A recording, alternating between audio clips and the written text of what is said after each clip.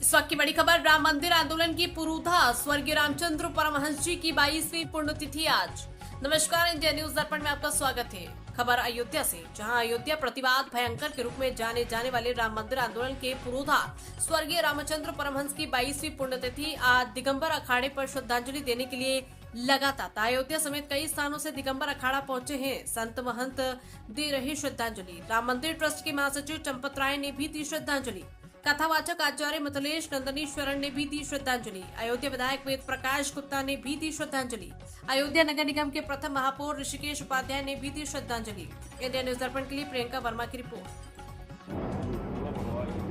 आज 22वीं पुण्यतिथि दिगंबर अखाड़ा के श्री महंत साकेतवासी पूज्य परमहंस रामचंद्र दास जी महाराज की मनाई जा रही है उनके ये स्थान पर, और ये उनकी ही कृपा है कि जब तक रहे तब तक तो यह स्थान जीर्ण शीर्ण रहा, लेकिन आज उनकी कृपा से, उनकी सूक्ष्म उपस्थिति से यह दिगंबर अखाड़ा भी अपनी दिव्यता और भव्यता को प्राप्त कर रहा है। उनको उनकी कृपा से इस स्थान को एक योग्य उत्तराधिकारी मिला और पूज्य महाराज श्री के विषय में अयोध्यावासी ही नहीं पूरे देश का सनातनी ठीक से जानता है और मानता है। उनके प्रति हृदय में श्रद्धा रखता है, क्योंकि दो उपनाम से प्रसिद्ध है परमहंस जी। एक तो परमहंस, दूसरा प्रतिवाद भयंकराचार्य के नाम से उनको लोग जानते थे। किसी भी विषय पर किसी भी सीमा तक जाकर प्रतिवाद करने की क्षमता, सामर्थ्य परमहंस जी रखते थे। मैं तो बाल्यकाल में उनका दर्शन और कुछ सुनने का भी अवसर मुझे मिला है। किसी भी विषय पर, क्या न्याय, क्या वेदांत, क्या सांख्य, क्या दर्शन, क्या राजनीति, क्या आंग्ल भाषा, क्या संस्कृत, क्या हिंदी, सारे विषयों पर और किसी सीमा पर जाकर वो प्रतिवाद करते थे। और उनका पूरा जीवन केवल राम जी के लिए ही समर्पित रहा है। तो अपने दोनों उपाधियों को सार्थक करते हुए इन महापुरुष ने अपने जीवन लीला को पूर्ण करके आज भी अयोध्या के घट-घट में और सनातनियों के मन में, हृदय में वास करते हैं। ऐसे पूज्य महाराज श्री को विनम्र एक स्थान की, प्रत्येक समय की एक आवाज़ होती है। व्यक्तियों की अलग अलग होती है, पर किसी समय किसी स्थान की एक समय की आवाज़ होती है। साकेतवासी परम पूज्य श्री रामचंद्र दास जी महाराज परमहंस जी न केवल दिगंबर अखाड़े के, न केवल रामानंदी साधु समाज के, बल्कि सनातन धर्म की जो चेतना है उसकी अयोध्या की आवाज़ रहे अपने पूरे जीवन काल में। अपने समय में श्री राम जन्मभूमि का आंदोलन रहा हो, अयोध्या की साधुशाही का कोई पक्ष रहा हो, अथवा अखाड़े की साधुशाही और रेट टेक की परंपरा रही हो, अपने यहाँ अपने जीवन में आप पीछे देख रहे हैं नित्य होम करने की साधुशाही की अपनी परंपरा रही।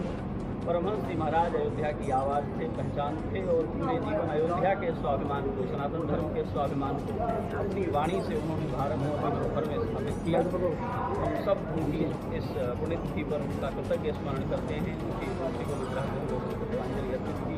भंडारा प्रसाद की विविध कार्यक्रम होते हैं, कथा भी कर रही थी। परमहंस जी सदा ऐसी स्मृति के रूप में हमारे चित्त में विराजमान रहेंगे जिनकी कोई प्रतिपूर्ति नहीं है, जिनकी जगह कोई दूसरा कभी ले नहीं सकता है। अलग अलग महापुरुषों की सबकी अपनी अपनी दिव्यताएँ हैं, पर श्री रामचंद्र दास परमहंस जी महाराज ने, हम लोगों ने विद्यार्थी जीवन से उनको सुना है। हमारी कल्पना में नहीं था कि जिस मंच पर परमहंस जी महाराज विराजमान रहे उस मंच पर उनसे अधिक प्रभावशील वक्तव्य किसी का हो सके। भगवान श्री सीताराम जी की कृपा थी, उनके वैभव के लिए जीवन पर्यंत वो बोलते रहे, काम करते रहे।